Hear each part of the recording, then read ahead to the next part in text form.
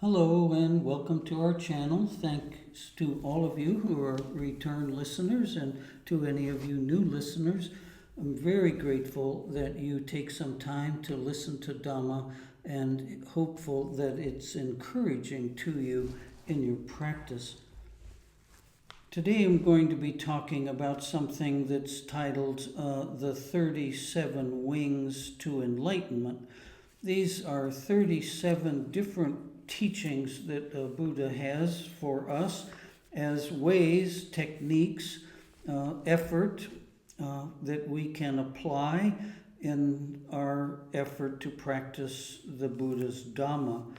This first four are entitled the Iddhipada, or I'm sure I'm not pronouncing that correctly. It's the key to success. It's achieving our objective. By the way, I'm taking this from the Little Brown Book of Kamathena. It's page 49. If any of you have downloaded that book, you can follow along. So the first of these four are right desire. The most common misunderstanding that I encounter with students is that there's some goal to have no desire, that we just are completely liberated from wanting anything or desiring anything.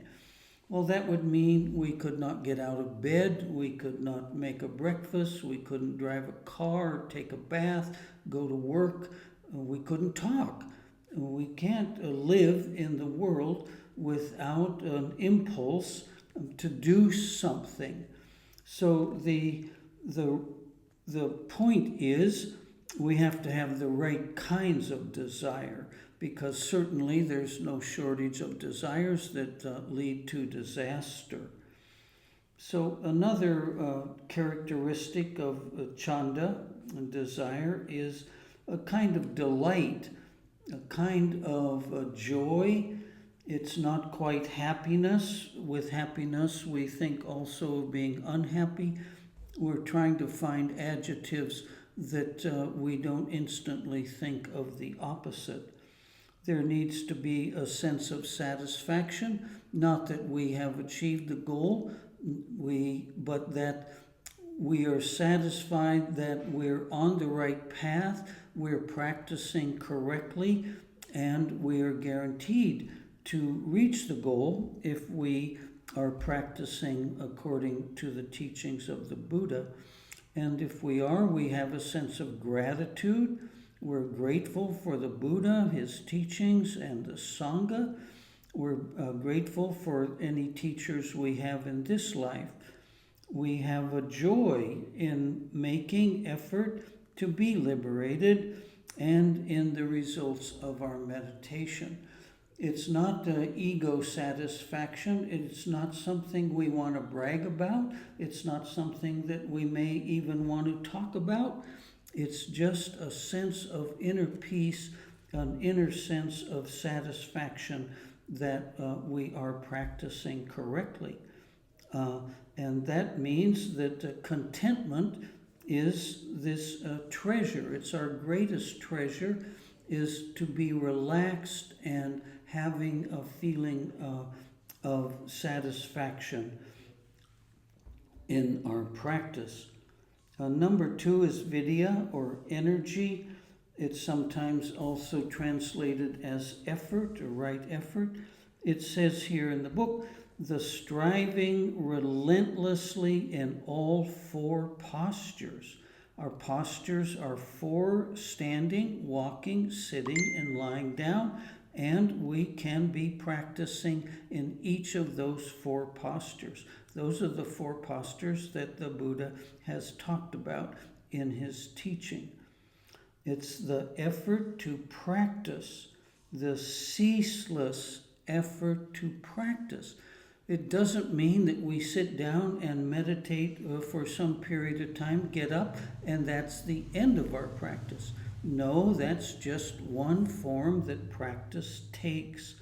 So when we're walking anywhere in the room, out to the car, at work, in the supermarket, wherever we're walking, we're practicing. Wherever we're sitting, if we're not talking, we can be practicing. If we're not engaged in some other activity, lying down before we go to sleep at night or in the morning before we get out of bed, we can be practicing. The danger with lying down, of course, is that we lose consciousness and fall asleep. But the key word here in number 2 is ceaseless effort to practice. Number 3 is the chitta, or the mind, constantly watching thoughts, attentively training the mind in concentration and intensification of commitment and dedication to the practice of Dhamma. So constantly watching our thoughts is called mindfulness. And our goal is to not let a single thought arise in consciousness without us noticing that that happened. We are not trying to control the thoughts that arise. We are trying to notice, to watch, to be aware of all the thoughts and the accompanying emotion that arises with the thought when it arises. And this sati, this mindfulness, will instantaneously dismiss the thought because we won't claim it as ours. We won't claim ownership. Oh, this is my thought. Oh, this is a bad thought. Oh, I shouldn't be having this thought. Or even good thoughts. Oh, I like this thought. This makes me so happy. It gives me such pleasure. That is not the practice of mindfulness. We notice the thought arises. We notice that it passes away. And we know it does not belong to us. And number 4, vimamsa, or investigation. Now we're back to what kinds of thoughts we should be having, or when we're practicing, attentively practicing with the right desire. Wisdom. We're trying to establish wisdom as a result of our practice. We're going to reflect on Dhamma teachings. We're going to consider them. We're going to analyze them. We're going to investigate them. We're going to contemplate these teachings. We're going to examine, and we're going to have self-reflection. It's not enough to memorize some teaching of the Buddha. It's not enough to be able to articulate it or recall it from your memory. It's only useful if you can find how that teaching is applicable to the content of your mind on a daily basis. You have to know when you're craving. You have to know when you're unhappy. You have to know when you're angry. And you have to know that none of those things belong to you.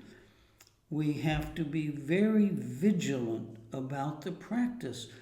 Again, just ceaselessly, relentlessly.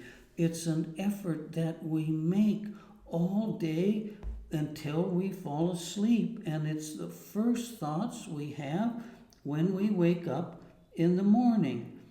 It's our intention is to not engage in mental formations that give rise to suffering. And most mental formations give rise to suffering. So we don't get involved with them. We know and we let go. We also must understand this law of cause and effect. And in knowing that, we'll know right from wrong.